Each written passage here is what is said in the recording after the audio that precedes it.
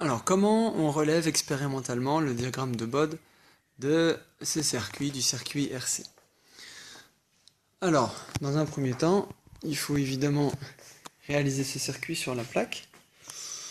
Donc on met ici une résistance, là j'ai mis 1 kΩ, là j'ai mis 10 nanofarads. Voilà. Il faut arriver ici avec VE à gauche, qui est notre GBF. Voilà, donc le GBF ici, sur lequel on va envoyer des tensions sinusoïdales de différentes fréquences. Voilà. Donc voilà, ça c'est le circuit. Ensuite, eh bien, il faut relever VE en entrée à l'oscilloscope et VS. Alors pour relever VE, c'est facile, hein. On peut utiliser le T qui est à la sortie du GBF, et puis on le met, alors moi je vous conseille fortement de le mettre en voie 1 de l'oscilloscope. D'accord?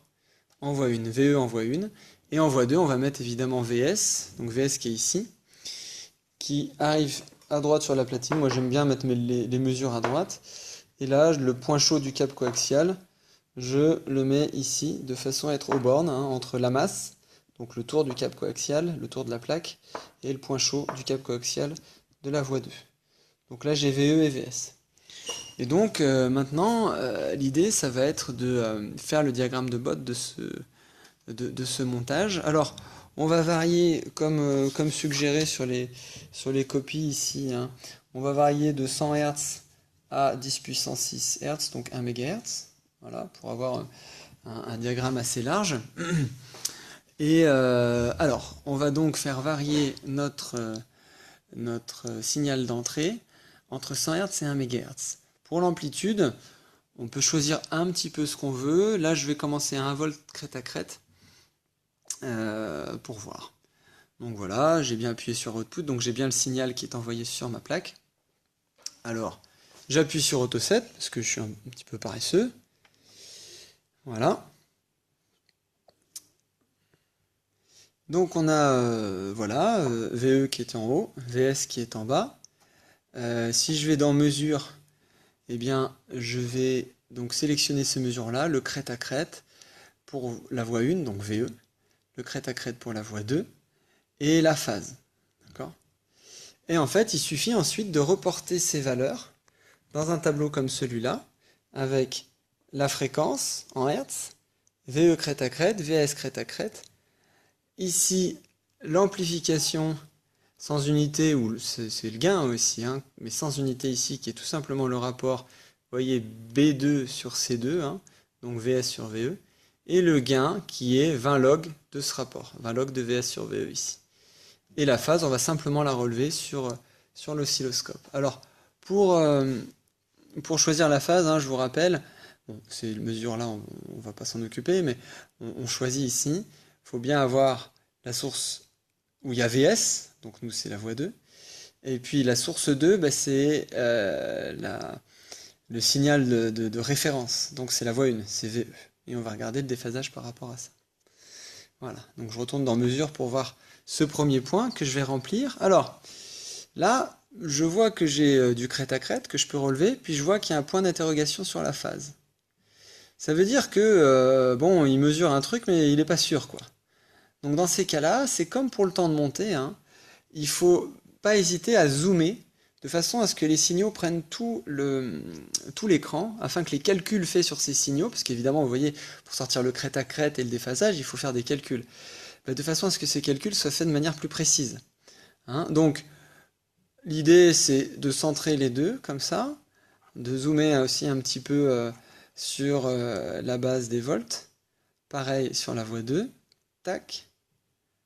Hop, je zoome ici aussi. Et puis en base de temps, on va laisser 2 périodes, ça suffit. Et là, vous remarquez qu'en faisant ça, j'ai plus tout à fait les mêmes valeurs, et puis surtout là, j'ai plus de points d'interrogation. D'accord ? Donc, je suis à 100 Hz, et je vais commencer à relever ces valeurs dans mon tableau Excel, 1,04, 1,04 et 2,16. Donc je fais ça ici. Hop, 1.04, 1.02, et ici la phase 2.16. Tac. Donc ça, on va relever les 4 autres valeurs pour avoir un premier aperçu du diagramme de Bode, pour vous montrer que on peut tracer un diagramme de Bode quand même assez rapidement. Alors il y a quelques pièges que j'ai envie de soulever aussi. Donc maintenant, bah, je vais passer à ma prochaine valeur, hein, 1 kHz ici. Donc je vais ici, ça va bouger un petit peu, hein, mais c'est comme ça. Donc je vais dans fréquence ici, et puis 1, hop, alors il faut zoomer un petit peu pour qu'il les voit.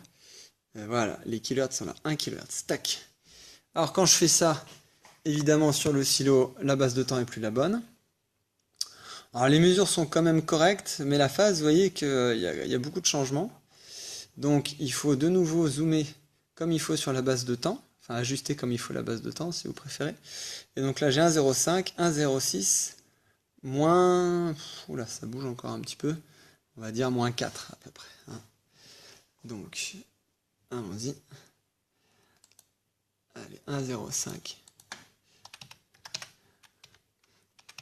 1,06 et moins 4.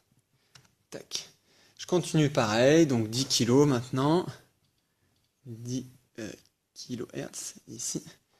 Même chose, je dois ajuster ma base de temps puisque j'ai augmenté en fréquence. Là. Tac. Voilà. Et là, ben, j'ai 1,02, 0,86 et moins 32 degrés. On continue. 1,02, 0,88 et moins 32 là. Ouais, moins 32, 33. Ouais. Tac. On passe à 100 kHz. On a déjà fait la moitié du travail. 100 kHz. Les voilà. Alors, de nouveau, il faut que j'augmente ma base de temps. Alors là, je vois évidemment que VS est atténué. Je commence à être dans les hautes fréquences. Souvenez-vous, le circuit RC, c'est un passe-bas. Donc les hautes fréquences sont atténuées. Donc, je peux relever, mais vous voyez que là, le signal en bleu, le VS n'est pas très bien ajusté. Donc les valeurs sont pas très précises. Donc il faut zoomer encore, cette fois-ci sur les volts, donc en vertical. Voilà. Et là, on avait un point d'interrogation qui a disparu. Donc j'ai, allez, je vais noter les valeurs. Donc 0,98. Ensuite, 0,16. Et puis ici la phase, moins 78. Tac, alors j'ai oublié de tirer ça là. Tac. Évidemment, il va pas être content pour la dernière valeur. On continue. Et cette fois-ci, on met 1 MHz pour terminer cette vue d'ensemble. 1 MHz, le voilà. Tac. Alors là, on s'aperçoit aussi que il faut zoomer parce qu'on est fortement atténué. Et alors là, même en zoomant, on a toujours un point d'interrogation de temps en temps. Bon, même si on n'en a pas, le signal est quand même très très moche ici. Alors, ce qu'il faut faire dans ces cas-là, c'est se dire, puisque mon signal est fortement atténué, et puisque je m'intéresse au rapport VS sur VE, eh bien, je vais envoyer plus de tension à l'origine pour avoir suffisamment de signal en sortie. D'accord? Ça veut dire que là, en entrée, tout à l'heure j'avais 1 volt crête à crête, c'est faible, c'est pas assez. Donc je vais en mettre 10. 10 volts crête à crête. Paf! Évidemment, il faut que je réajuste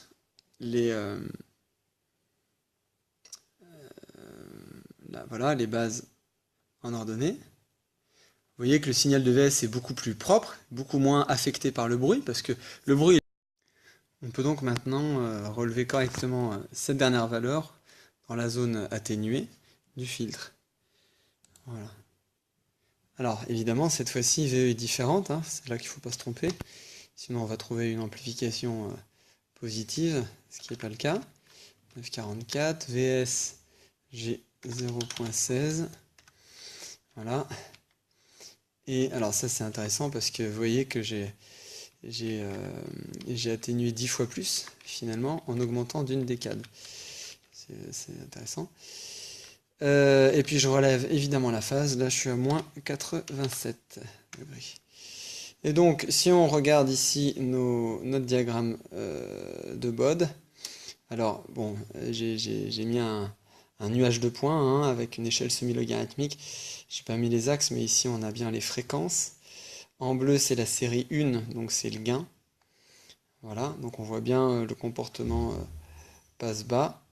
Et en bleu, voilà, le comportement passe-bas. Et en orange, le filtre, excusez-moi, la phase en degrés ici.